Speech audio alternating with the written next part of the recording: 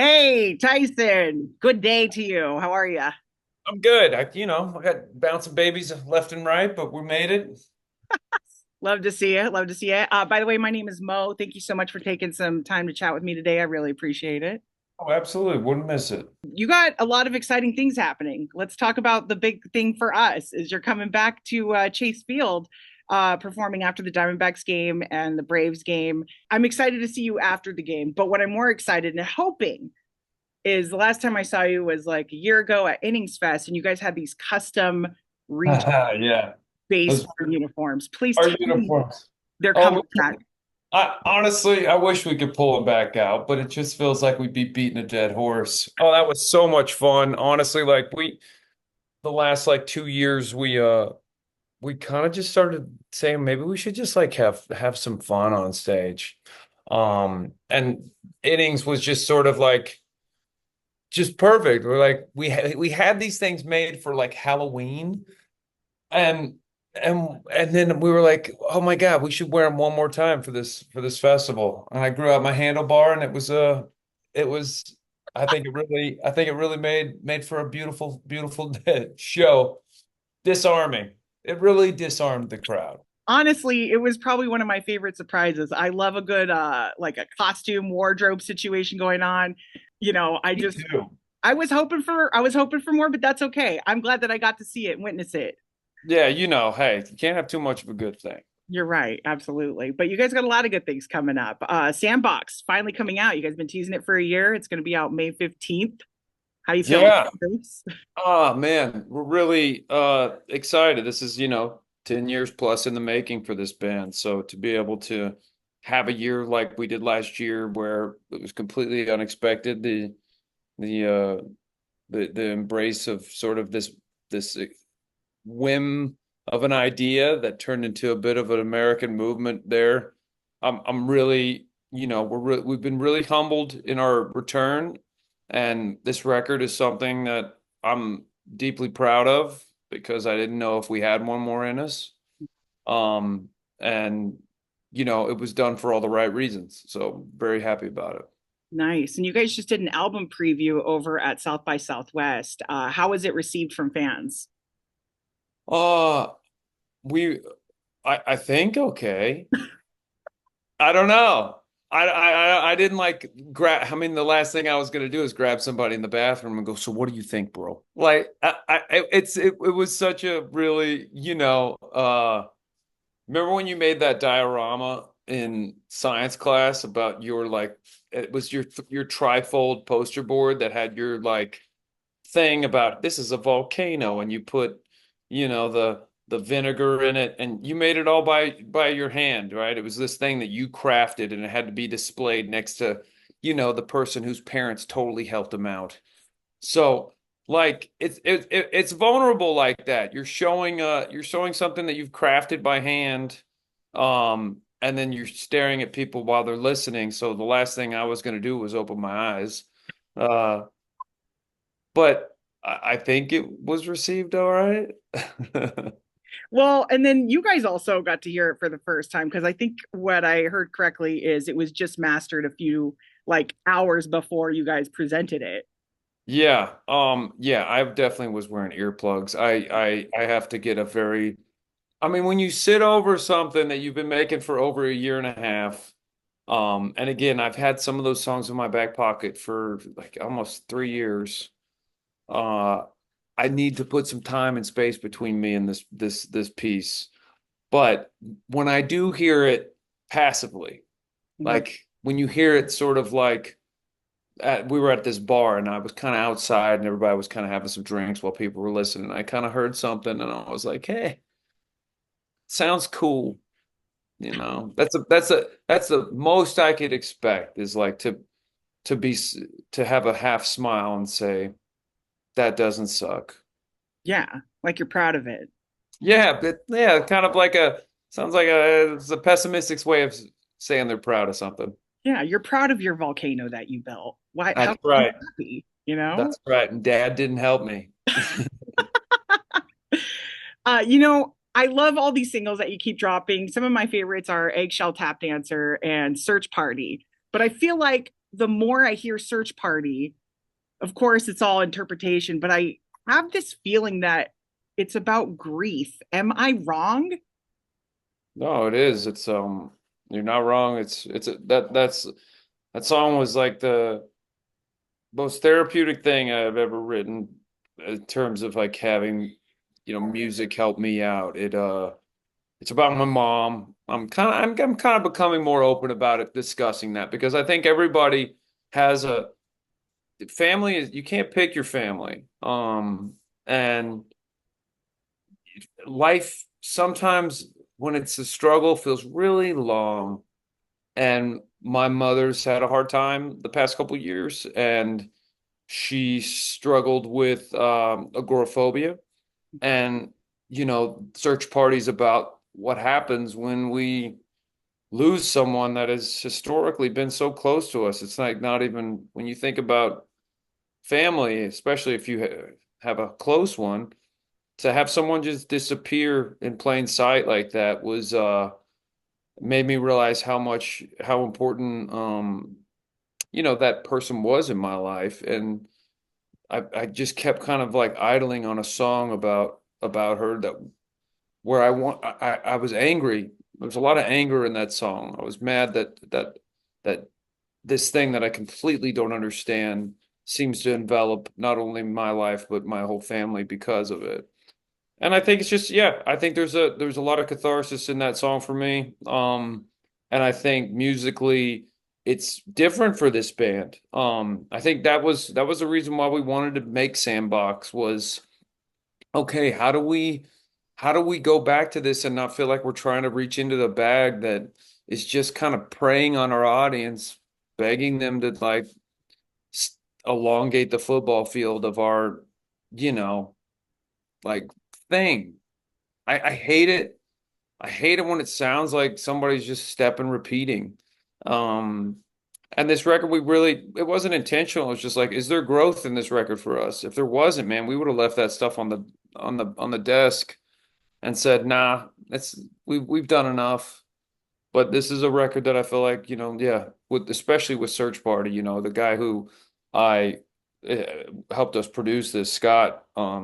He's like, man, this is like probably one of the best songs you've ever written, and it meant so much to me because of the lyrical depth the personal attachment to it, but also just because there's musical exploration of a landscape that I don't think we've touched on before, and I'm really proud of it. So I'm glad you found that song had something more to it because I think it does too. I'm proud of it. Do you feel that there's that they bridge the gap between what you guys have done before to what you're doing now, your evolution as All American Rejects? Yeah, I mean, I think I wrote there's a way songs come at you, at least for me. And songs like Dirty Little Secret and songs like Move Along, not Move Along per se, but like It Is Tonight and even Gives You Hell, especially. Some songs just some songs just arrive and they arrive fully and they don't take any time to bake. If anything, you are chasing them to make sure you grab every bit of it before it leaves. That muse, that genie that we all sort of are desperate to connect to all the time. There's one song on this record, maybe two, called "Get This." Yeah. And it's a song that just came really quickly, and it felt like a bridge of just a good poppy reject song that that was skating on the surface of fun. And I think it was nice to find that song. I there was no intention with what when we were trying to write this record. There was no expectation. So that song arrived, it was nice knowing that wanted to be there. Because yeah, I think it's a nice gateway drug to the rest of this record. Oh yeah. And I hear we're going to get another song before the record comes out. It's called King Kong. Am I Yeah, right? King Kong, I'm really excited about. King Kong, yeah, King Kong's it's about this time of my life when I was in Los Angeles and I just met nothing but kind of a crowd that didn't serve me or my growth as a human. Um, and I kind of blamed LA for it, which can happen. And the song sort of like turned. uh, turn Los Angeles into King Kong, and all I wanted to do is get away from it. So it's a fun song, and I think we're kind of tapping into some of our influences here. You know, our producer Scott, he's like we were kind of a three-legged monster for this whole record producing wise, and Nick brought some of this kind of Cars energy to that song, and Scott brought some of this Prince energy. And of course, like where I did the demo was like the inherent foundation of it. And I think it was a really like a great example of the spirit of collaboration within this record. Nice. And is that going to release on April 20th? 420, bro. 420. Roll yourself up a King Kong fatty and click on 93.3 and wait for them to give it a spin and just bake in the sun, babe. I'm kind of excited to hear it on 420 in Amsterdam. So you're Oh, doing you're going to be in Amsterdam? Yeah, it's my first time. Do you have any suggestions on where I should go, what I should do? The Dolphin, incredible, underpublished cafe that has it basically looks like it was made with popsicle sticks Love it. and bubble gum, but it's all coral. Like they made like a fake coral reef. So you walk in, it's super tight and squatty. I think it's everything that you want from the Amsterdam coffee shop. Uh, don't get the space tea unless you're very brave. Actually, you know what? I think they quit doing it because so many Americans came there and just got blotto. But that was where I would always get a space tea and then I'd go get a beer to balance out the fact that I was literally going to the moon. Um, and then there's this place called the Whiskey Bar, and they have these ancient Dutch, like there's this Dutch whiskey maker called Balvenie, and they have these old, I don't know if you're a whiskey person, but just the bar looks like you're in the belly of a pirate ship. And it's super cool and sexy, Edison bulb kind of warm light. Awesome place. And then there's a place called the Pancake House. I think it's just called the Pancake House. Yeah. Incredible morning after brunch, like with the Danish pancakes, like just chef's kiss all around. Did you ever try the herring that they sell like out of street carts where it's just Oh, it's like a dried herring. yeah, it's like marinated in salt Yeah, and yeah, yeah, yeah. It's like cured, salt cured. My wife, she's Russian. She loves that. Like her dad would take her when she was like a toddler to get herring and a beer, because that's what they do in Russia, I guess. I love it. So yeah, she has an affinity for dried fish. It didn't really make it to Oklahoma where I'm from, so not really my bag. Yeah, I don't think it's going to make it to Arizona either. I mean, But when in Rome, yeah, you're right. The Oh, free, and then all of it. definitely do the Van Gogh Museum. It's Yeah. totally worth it as well. Okay. I've got a pretty good list because of you, so I'm very excited to check this out. If you're wrong on any of these, I'm coming after you, okay? Honestly, just blast me. I would never. Um, man, I'm so glad that you got to hang out with me today. It really means a lot. I've absolutely been a fan of your music for years now, like since the beginning. I do have Oh, since the beginning of time. beginning of time since I was a wee little. Oh, that means a lot, man. Yeah, hey, appreciate that. I do have one last question. With you guys doing all the DIY shows, redefining what a venue or a stage could be, is there a place that you're intrigued to explore as a stage? Is it the Van Gogh Museum? Is it some Oh, place that you've never been? I mean, we were talking about a produce section at a grocery store would be really kind of fantastic. If they like cleared out all the produce, people start throwing, I don't know. I love what I love about what this sort of experience that we're building, which has kind of evolved out of necessity for not only our band being DIY, but young and emerging artists. We've created a platform called Playhouse.band, and it gives not only fans and artists a direct contact to be able to ideate show creation, but it also gives all venues their place to actually feature themselves. Because it's funny, like you have all these places that, like a lot, it's so random, like, but a lot of like breweries, right? Breweries have these event spaces, but they're not like a venue. They don't have a concert poster. They don't have like a month figured out of shows. They don't even book shows. But coffee shops, all these random places that have never had an alternate source of income when they shut their lights off at 6 p.m., you know, opening up this, especially in these times where we are getting priced out of not only living, but entertainment has become a Stanley Tucci, District 1, Katniss Everdeen kind of experience where I just looked. My mom wants tickets to go see Journey at the arena in Oklahoma City. And I looked them up and they're $350 for like the nosebleeds. When did concerts become this economic one percenters club only thing? I don't want to play to oil barons' children at Mhm. an arena. I want to play to my fans at eye level. So with the house party tour coming back around in May, with Playhouse launching and starting to onboard and get younger artists to be able to have a footing to be able to create fans and to be able to connect with them in a more intimate space.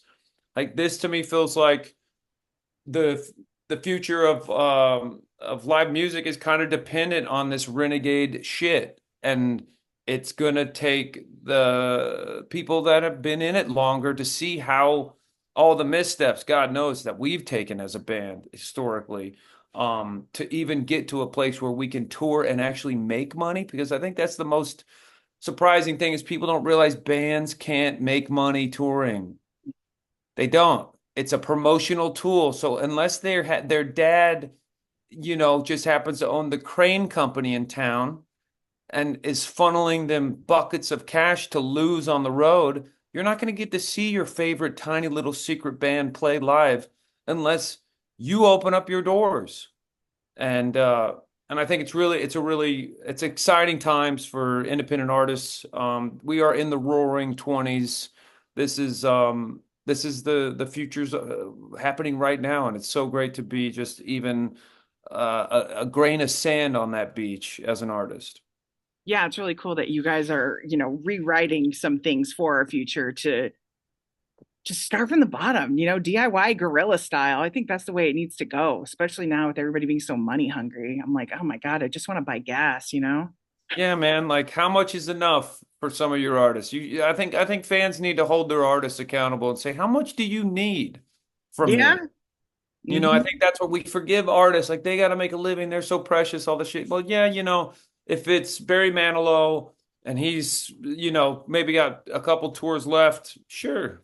But if it's a 22-year-old artist who's making $70 million for going around the world for 3 months, yeah, maybe they could make 35 million Yeah. and you could give me half of an expensive ticket. Like, these things should be challenged. So hopefully that conversation continues. I hope so too. Well, Tyson, thank you so much for hanging out with me today. I appreciate it. Looking forward to seeing you at Chase Field this Saturday. And hopefully we'll get to see you in costume at some point again soon. You don't count it out. I'm Don't not. count I it out. won't hold my breath, but I will have a good time in Amsterdam for you. All right, yeah, no, smoke them if you got them. Will do, man. See ya. Have a good one.